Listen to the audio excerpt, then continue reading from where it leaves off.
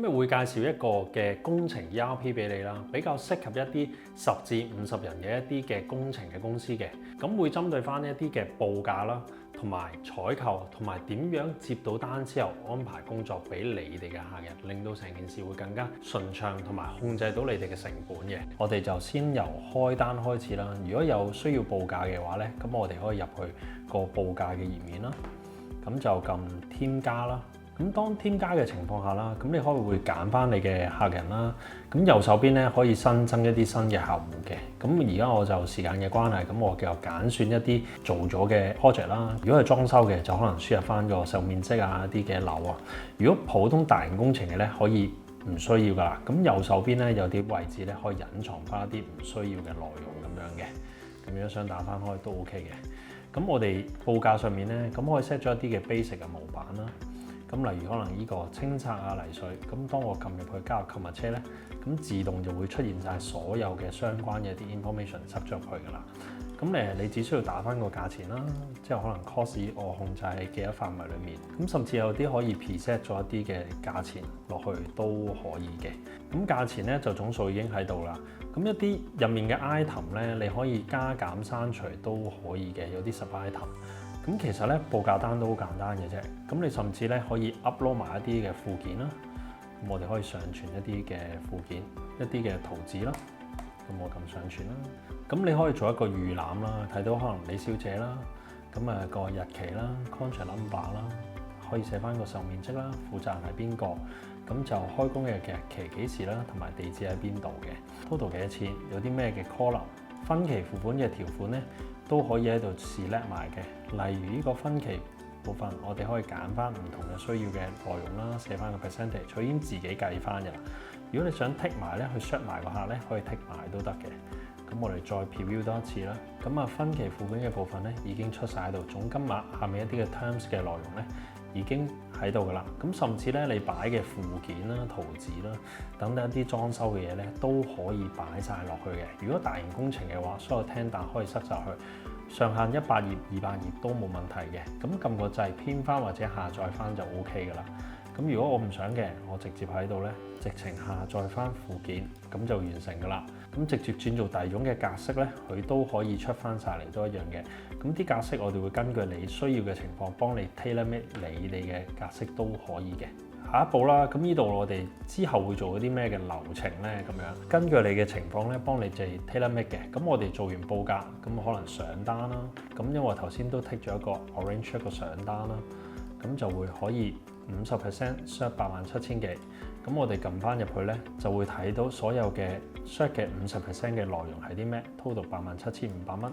咁呢個撳翻個 PDF 出翻嚟咧，就可以上埋張單俾你嘅客。下面嘅 payment method 總金額係幾多，連埋圖紙擺埋落去都可以嘅。下一步咧仲簡單嘅啫，咁撳翻 confirm， 揀翻個發票日期。咁如果想剔埋跳埋落會計度咧，咁直接撳埋個會計，撳保存。喺會計層面嗰度咧，就開咗一張新嘅 invoice 㗎啦，就87000幾喺度啦。咁就日期係幾時咧？咁如果你想找數支付嘅話，撳個掣 tick 翻去支付，打翻個 check number， 收咗幾多錢？咁有啲備註啦，收款嘅日期。咁我哋撳保存，咁可以編埋 PDF 都得㗎啦。咁就代表已經找咗數㗎啦。咁喺應收帳上面咧，撳入去咧，見到李小姐嘅話咧，就會有個負數87000幾，減咗對沖翻。收翻嘅數，咁其實會計嘅角度已經完成咗㗎啦，咁可以好幫到你哋慳到人手，唔識會計都可以做到嘅。落 PO 嘅部分啦，因為頭先嘅關係啦，我哋有張 contract 006嘅，咁我哋撳入去啦，就會見到要做嘅內容嘅嘢，可能清拆啊、水電啊等等。咁頭先因為 mark 咗個 cost 咧，佢都會帶咗過嚟呢個 project 上面一個 budgeting 嘅。咁我哋上面咧可以揀翻會報價嘅公司啦，咁我哋可以俾個 QR code 咧去進行報價嘅。我哋有個功能嘅22500蚊，咁依間公司咧報得最平，咁佢會自動幫你篩選咗最平嗰個供應商落去嘅。另外我哋仲有個特別啲功能，如果你唔想係落 PO， 想自己公司同事做咧，你可以剔咗佢，揀翻任務，咁揀翻邊個同事 arrange 咧，咁呢個油漆工程咧就係自己安排自己嘅同事去做，咁佢就會收到個 task 嘅功能咧，就會喺呢個時間裏面咧去完成啦。咁我而家 confirm 啦，如果我 complete 咗之後咧，佢會將呢一紮嘅資料咧跳咗去採購單嘅啦。咁就落埋 PO 啦，total 就2張單嚟嘅。咁再去到咧就係話原來我都想俾一個同事去做咧，咁有個任務嘅，就俾咗一單 job 咧，就呢個同事喺10月30號做啲乜嘢咁樣 arrange 咗邊個，咁啊對應翻邊個 project 嘅。